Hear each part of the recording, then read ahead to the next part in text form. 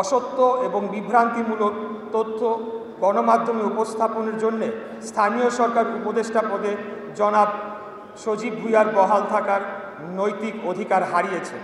তিনি শপথ ভঙ্গ করেছেন। শপথ ভঙ্গ করার জন্য আমরা তার পদত্যাগ দাবি করছি।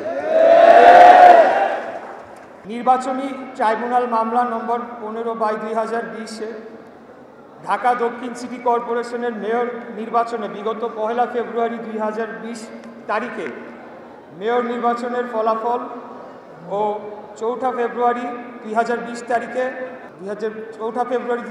তারিখে প্রকাশিত গ্যাজেট বাতিল পূর্বক ধানের শীষ প্রতীকের মেয়র প্রার্থী প্রকৌশলী ইশরাক হোসেনকে অর্থাৎ আমাকে মেয়র হিসেবে ঘোষণা করে এবং 10 দিনের মধ্যে ধানের শীষ প্রতীকের প্রার্থী ইশরাক হোসেনকে অর্থাৎ আমাকে মেয়র হিসেবে গ্যাজেট প্রকাশের জন্য বাংলাদেশ নির্বাচন কমিশন সচিবালয়কে নির্দেশ প্রদান করে। এই নির্দেশনা অনুযায়ী নির্বাচন কমিশন 10 দিনের মধ্যে 27 এপ্রিল সংশোধিত গ্যাজেট প্রকাশ করে প্রয়োজনীয় ব্যবস্থা গ্রহণ করে স্থানীয় সরকার বিভাগে পাঠিয়ে দেয়।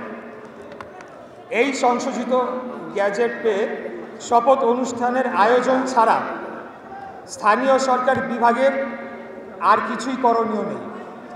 তবে শপথ অনুষ্ঠানকে বিলম্ব করার জন্য ট্রাইব্যুনালের রায়ের বিরুদ্ধে নির্বাচন কমিশন আপিল দায়ের করবে কিনা, নির্বাচনী ট্রাইব্যুনালে আর্জি সংশোধনের সুযোগ নেই ইত্যাদি বিষয়ে প্রশ্ন তুলে কাল বিলম্ব করে শপথ অনুষ্ঠানের আয়োজন থেকে বিরত থাকে। গতকাল 16 জুন স্থানীয় সরকার উপদেষ্টা জনাব আসিফ মাহমুদ সজীব ভুঁইয়া বলেছেন, শপথ গ্রহণের বিষয়টি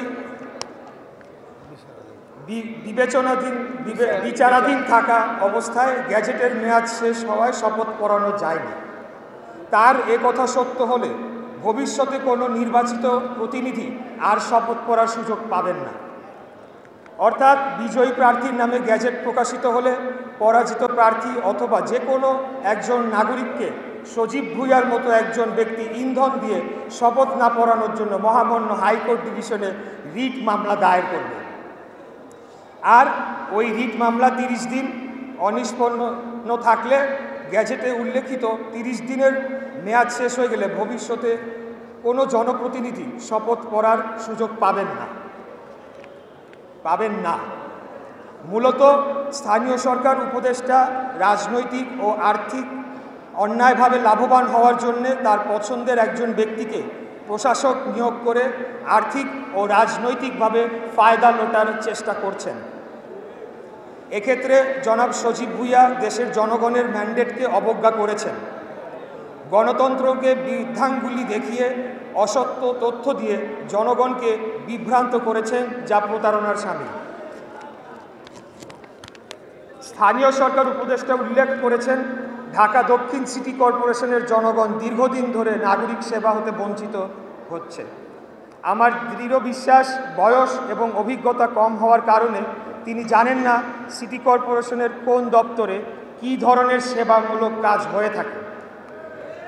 জরুরি সেবার মধ্যে জন্ম মৃত্যু সনদ, নাগরিক সনদ ও ওয়ারিশি সনদের কাজ করে থাকেন ওয়ার্ড সচিবগণ। প্রতিটি ওয়ার্ডে স্থায়ীভাবে একজন ওয়ার্ড সচিব রয়েছেন। 1 থেকে 6 বছরের শিশুদের টিকা খাওয়ানোর কাজটি ইপিআই করে থাকে। প্রতিটি ওয়ার্ডে তাদের ঔষধ এবং অফিস রয়েছে। মশক নিধনের জন্য প্রতিটি ওয়ার্ডে কার্যালয়ে স্প্রে মেশিন এবং ফগার মেশিন রয়েছে। ভান্ডার বিভাগ থেকে তারা ইনসেকটিসাইড এবং লার্ভিসাইড নিয়ে তারা স্প্রে এবং ফগিং করছে, এটি চলমান রয়েছে। ডেঙ্গু চিকুনগুনিয়ার জন্য বর্তমানে নাগরিক সচেতনতা বৃদ্ধির জন্য প্রতিটি ওয়ার্ডে কমিটি গঠন করে দেওয়া হয়েছে। সিটি কর্পোরেশনের জরুরি কাজে ব্যাঘাত ঘটে থাকলে 12 ঘন্টার মধ্যে শহরের কোরবানির বর্জ্য অপসারণ করা সম্ভব হতো না। অবশেষে আমি বলতে চাই, উপদেষ্টা জনাব আসিফ মাহমুদ বয়সে খুবই তরুণ, সামনে তাকে অনেক পথ পাড়ি দিতে হবে। কাজেই জনগণের প্রতি শ্রদ্ধাশীল আচরণ, আদালতের রায়ের প্রতি সম্মান প্রদর্শন তার নিকট হতে কাম্য। অসত্য তথ্য দিয়ে জনগণকে বিভ্রান্ত করা তার কাজ নয়। কারণ এত অত্যাচার নির্যাতন সহ্য করে যে সকল জনগণ তাদের নির্দিষ্ট লক্ষ্য হতে বিচ্যুতি হননি তাদেরকে তিনি বিভ্রান্ত করতে পারবেন না। অসত্য এবং বিভ্রান্তিমূলক তথ্য গণমাধ্যমে উপস্থাপনের জন্য স্থানীয় সরকার উপদেষ্টা পদে জনাব সজীব ভুঁইয়ার বহাল থাকার নৈতিক অধিকার হারিয়েছেন। তিনি শপথ ভঙ্গ করেছেন। শপথ ভঙ্গ করার জন্য আমরা তার পদত্যাগ দাবি করছি। প্রিয় উপস্থিতিবৃন্দ, এটি ছিল আজকে আমাদের লিখিত বক্তব্য, যেই বক্তব্যটি আপনারা ইতিমধ্যে শুনেছেন। আর আমাদের এখানে বেশি কিছু বলার নেই, ওনাদের হাতে পৌঁছে দেওয়া হবে। আমাদের এই বক্তব্যের একটি কপি, লিখিত কপি আমাদের সাংবাদিক ভাইদের কাছে পৌঁছে দেওয়া হবে। আমি সাংবাদিক ভাইদের প্রতি একটু অনুরোধ জানাবো যে আপনারা অনেক দিন ধরে আমাদের এই আন্দোলনের সাথে যুক্ত রয়েছেন এবং আপনারা প্রতিনিয়ত এই আন্দোলনকে আপনাদের মতো করে আপনারা কাভারেজ দিয়ে চলেছেন এবং বিভিন্ন ব্যক্তিবর্গের সাথে কথা বলেছেন। আপনারা জানেন যে এই আন্দোলনের সাথে এই ঢাকা দক্ষিণ সিটি কর্পোরেশনের সর্বস্তরের কর্মকর্তা কর্মচারীবৃন্দ এবং ঢাকা দক্ষিণের স্থানীয় বাসিন্দা যারা এই এলাকার ভোটার, তারা রোদ, বৃষ্টি, ঝড়, ঈদের ছুটি সব কিছু উপেক্ষা করে কিন্তু স্বতঃস্ফূর্তভাবে এই আন্দোলনে তারা যোগদান করেছে। এবং আপনারা দেখেছেন যে ইতিপূর্বে আমাদের এই আন্দোলনটি এত বৃহৎ পর্যায়ে চলে গিয়েছিল, আমরা কিন্তু নগর ভবনের গণ্ডি পেরিয়ে সেখানে রাজপথে অবস্থান করেছি এবং সেটি পরবর্তীতে সচিবালয় ছাড়িয়ে যমুনার দিকে পর্যন্ত গড়িয়েছিল। আমাদের সাংবাদিক ভাইদের কাছে পৌঁছে দেওয়া হবে।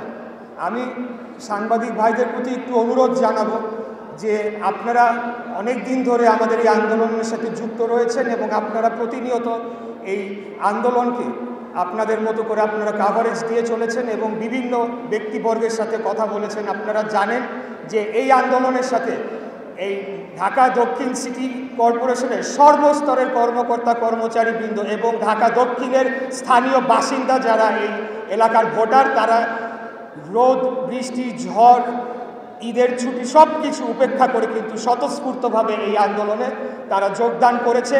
এবং আপনারা দেখেছেন যে ইতিপূর্বে আমাদের এই আন্দোলনটি এত বৃহৎ পর্যায়ে চলে গিয়েছিল, আমরা কিন্তু নগর ভবনের গণ্ডি পেরিয়ে সেখানে রাজপথে অবস্থান করেছি এবং সেটি পরবর্তীতে সচিবালয় ছাড়িয়ে যমুনার দিকে পর্যন্ত গড়িয়েছিল।